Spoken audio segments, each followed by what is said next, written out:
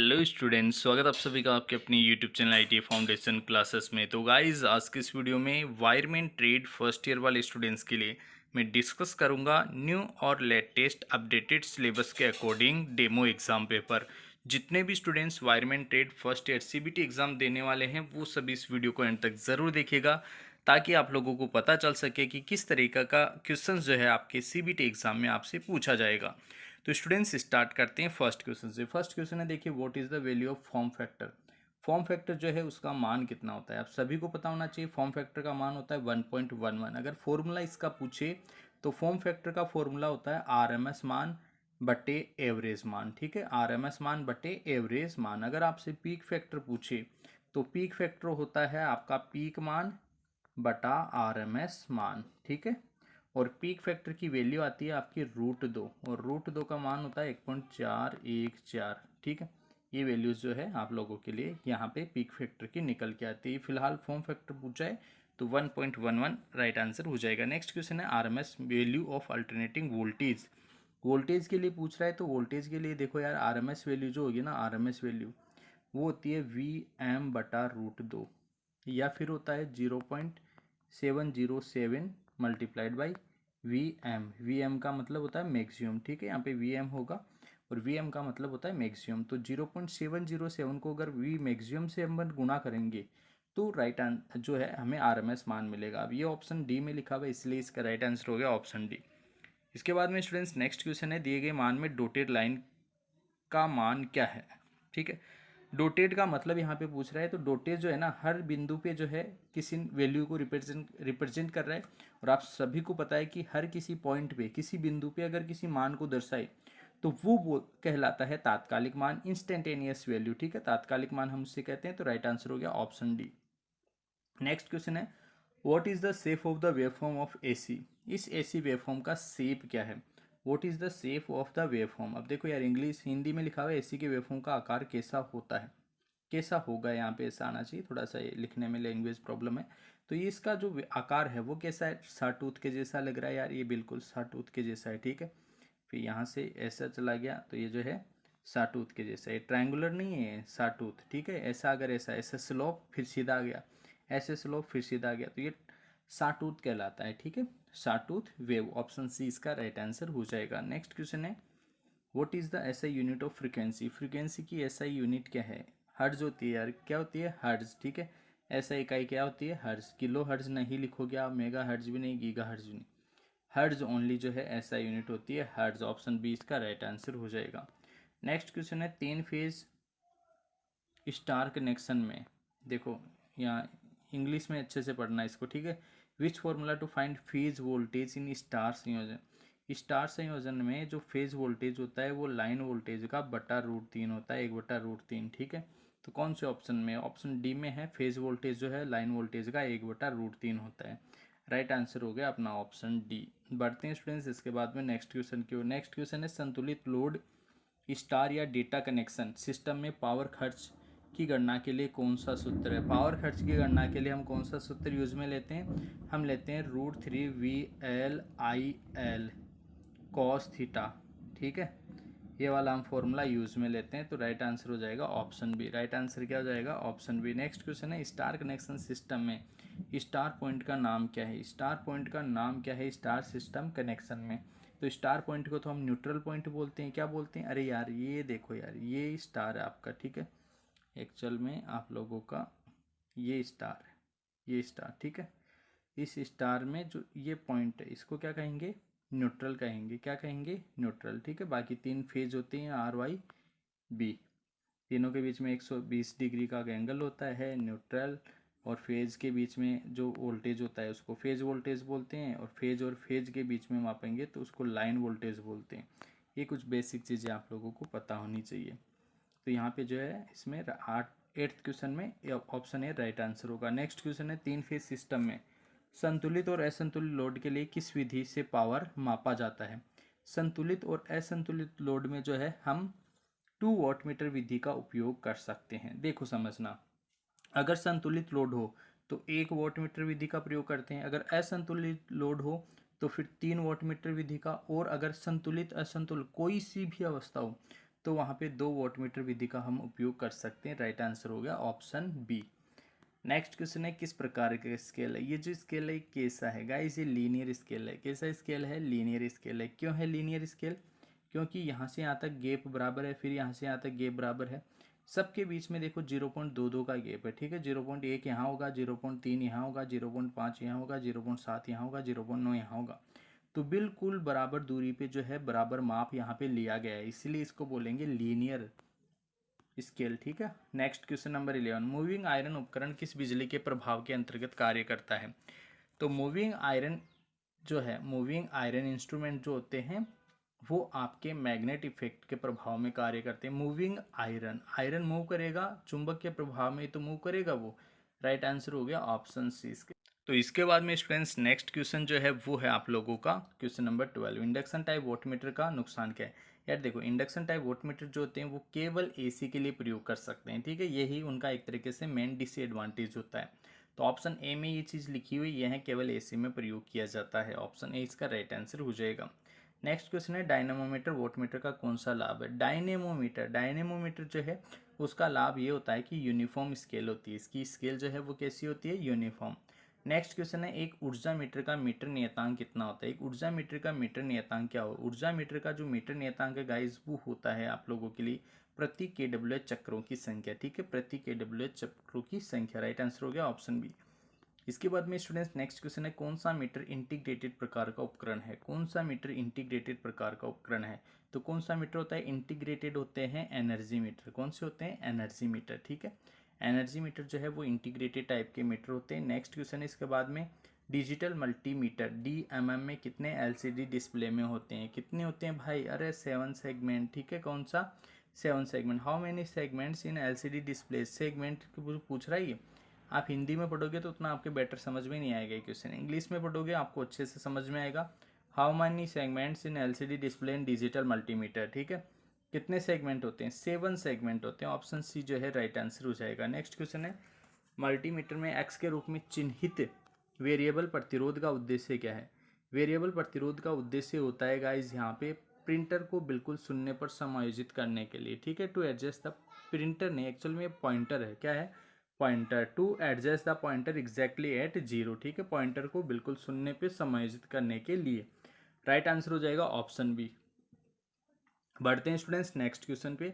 Next question है meter का नाम क्या है। तो यार ये तो इजीली आप बता दोगे, आवर्ती मीटर है, लेकिन कौन सा आवर्ती मीटर है, vibrating read type. Read type ये जो है फ्रीक्वेंसी मीटर है, ठीक है, vibrating read type. Option A जो है इसका राइट आंसर हो जाएगा।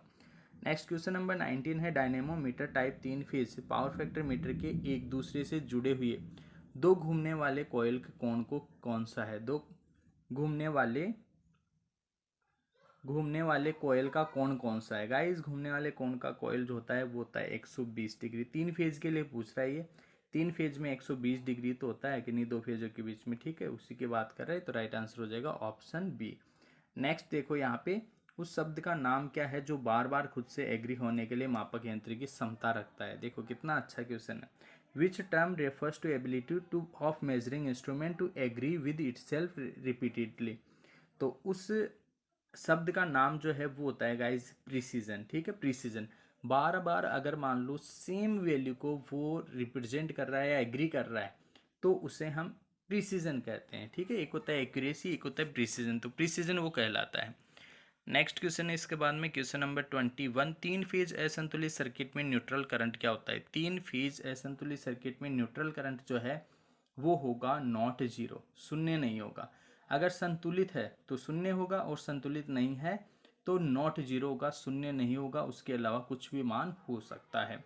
ऑप्शन डी इसका राइट आंसर हो जाएगा। नेक्स्ट क्वेश्चन है कौन सा मीटर केवल डीसी मात्रा को मापने के लिए प्रयोग किया जाता है। कौन सा मीटर जो है केवल डीसी मात्रा को मापने के लिए प्रयोग किया जाता है। केवल डीसी को मापने के लिए जो है हम मूविंग कॉइल टाइप इंस्ट्रूमेंट काम में लेते हैं। ऑप्शन डी इसका राइट आंसर हो जाएगा। नेक्स्ट क्वेश्चन है स्टूडेंट्स इसके बाद में डीसी आपूर्ति की आवृत्ति क्या है। डीसी के अंदर कोई आवृत्ति नहीं होती, जीरो आवृत्ति होती है, तो ऑप्शन डी जो है इसका राइट आंसर हो जाएगा, जीरो आवृत्ति, ठीक है।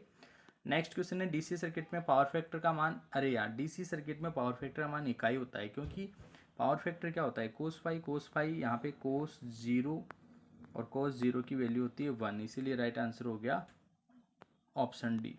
इसके बाद में नेक्स्ट क्वेश्चन है, 3 फेज सर्किट में लाइन वोल्टेज कितना होता है। 3 फेज सर्किट में लाइन वोल्टेज की अगर बात करें तो 3 फेज सर्किट में लाइन वोल्टेज होता है 415 वोल्ट। कितना होता है स्टूडेंट्स? 415 वोल्ट। इसके बाद में नेक्स्ट क्वेश्चन है, स्टार कनेक्शन में वाइंडिंग का कोणीय विस्थापन कितना होता है।